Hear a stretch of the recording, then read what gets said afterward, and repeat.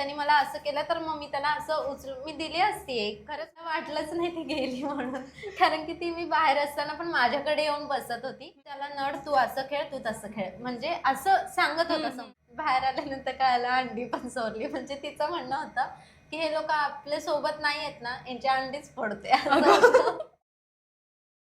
नमस्कार मंडळी, मी श्रावणी विलास लकेश्री तुमचं मराठी वाहिनीमध्ये खूप मनापासून स्वागत करते. मी आता भेटायला आली अशा व्यक्तीला जिने सगळ्यांचं मन जिंकलंय, ती म्हणजे राधा पाटील मुंबईकर. कशी आहेस? हाय, छान आहे एकदम. पुण्यावरून आज आलीस, कसं वाटतंय पुन्हा मुंबईत येऊन? छान वाटतं. मुंबईचीच आहे मी, मला काय वेगळं नाही वाटत ते. प्रवास होत असतो ना मुंबई पुणे म्हणून.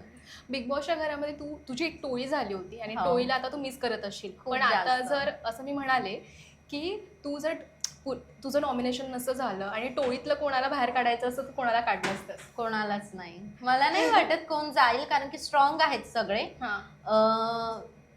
रोशन दादा बोलत नव्हता, पण त्याचे फॅन्स लोक खूप आहेत. कारण की मी बाहेर आल्यानंतर मला कळालं की वाटत होतं आतमध्ये की रोशन दादा जाईल, पण बाहेर आल्यानंतर कळालं की त्याचे फॅन्स खूप आहेत. तो नाही जाऊ शकत. तुला वाटतं का तो शेवटपर्यंत थांबेल तिकडे? हा, थांबेल. जर तो अजून काहीतरी चेंजेस जर त्यांनी केले ना त्याच्यामध्ये, तर तो राहू शकतो.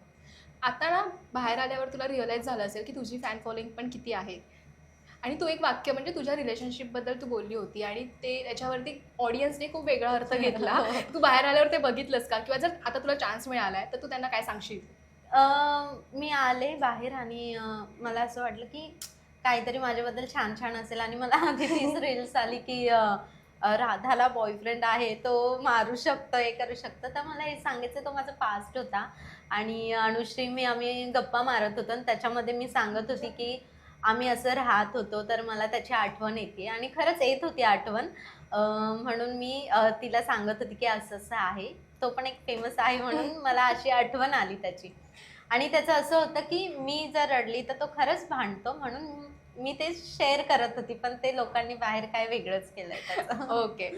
सागर दादांची आणि तुझी एक जोडी सुद्धा लोकांना खूप आवडत होती आणि इव्हन तू जेव्हा निघालीस घरातून तेव्हा सगळेजण रडत होते. इव्हन करण सुद्धा म्हणाला की ही जायला नाही पाहिजे होती, ही ते खूप छान राहत होती आणि मला आठवण येईल हिची. तर कसं वाटतंय तुला हे ऐकून? मी गेम जरी नाही जिंकली, जरी नाही समजलं, तरी मी घरातल्यांचं मन जिंकली आहे, हेच माझ्यासाठी खरंच खूप छान वाटतं मला. आणि खूप मोठं आहे माझ्यासाठी हे.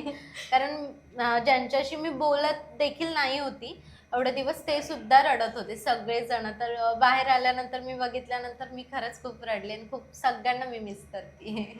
तू जाता करण सोबत सुद्धा असं म्हणालीस किंवा तुला रितेश भाऊनी असं म्हणाले की तुला तर काय बोलायचं आहे का? तेव्हा तू असं म्हणालीस की मला हा चान्स मिळाला होता, ही मोठी संधी होती आणि मी जे काम करते, माझी कला प्रेझेंट करते, त्याला कोणी वाईट म्हणू नये असं मला वाटत होतं. त्या बाबतीत काय म्हणतेस? कारण तेव्हा ती तू खूप कमी शब्दात बोलली होती. हो, मी बोलत होती की आजकालच्या ज्या मुली आहेत, जे घाण करत आहेत, ज्यांच्यामुळे नावं पडली आहेत, तुम्ही आधी दुसऱ्यांना नावं ठेवण्याच्या आधी तुम्ही मला बघा की मी लावणी छान करते की नाही करत. त्यावरती तुम्ही बोलू शकता की राधा नाही करत आहे चांगलं, किंवा राधा चांगलं करते.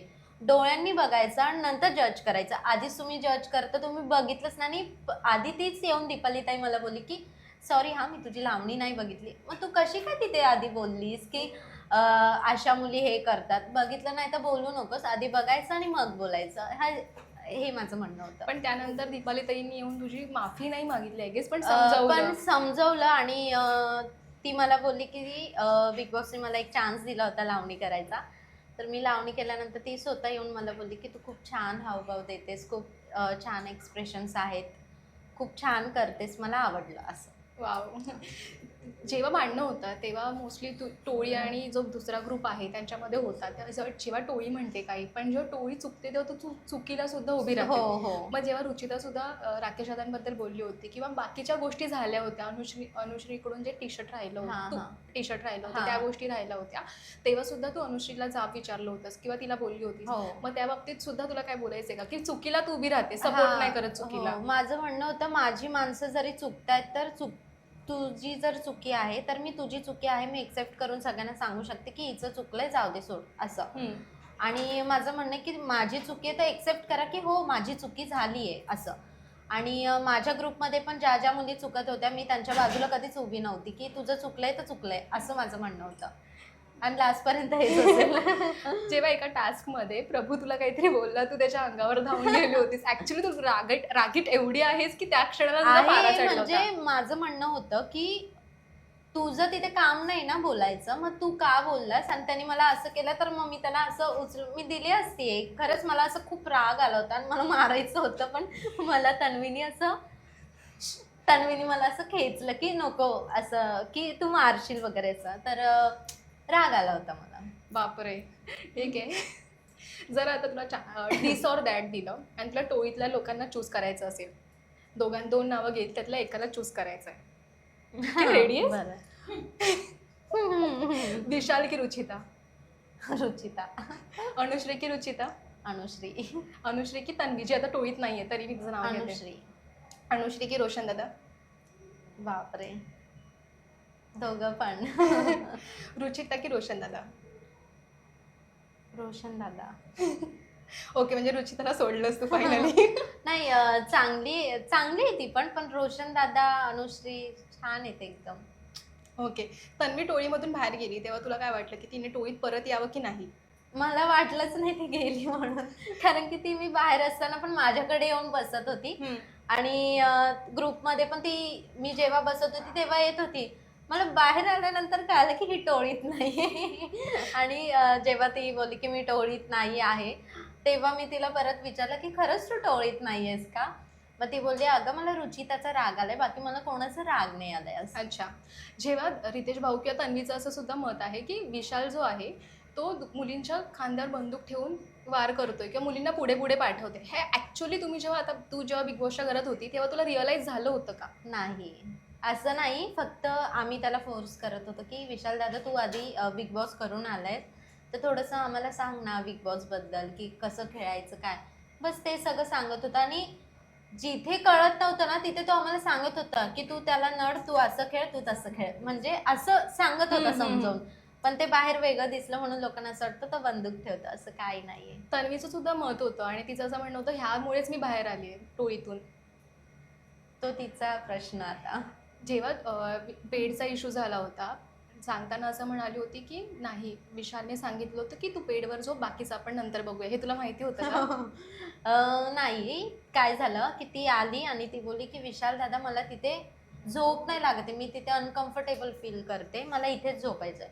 मग विशाल फक्त एवढंच बोलला की तू झोप, तुझा वेळ आहे, तू झोप बिंदास, जे होईल ते होईल. असं बोलल्यानंतर ती जाऊन झोपली. पण अनुश्रीने पुन्हा अंडी चोरली ग. तिचं एक काय होतं की बहुमत जेव्हा आलं ना तेव्हा आम्ही 5च लोक होतो. सो ते लोक ना आमचं मत ज्याला होतं ना ते एक्सेप्ट करतच नव्हते. म्हणून तिने चावी चोरली हे मला माहित नव्हतं आणि ती स्वतः येऊन मला बोलली अगं चावी मीच चोरली. मला असं शॉक, अगं तू पागल आहे का चोरली असं तसं, मला सांगितलं पण नाही. बाहेर आल्यानंतर कळालं अंडी पण चोरली. म्हणजे तिचं म्हणणं होतं की हे लोक आपल्या सोबत नाही आहेत ना, यांची अंडीच फोडते. अच्छा.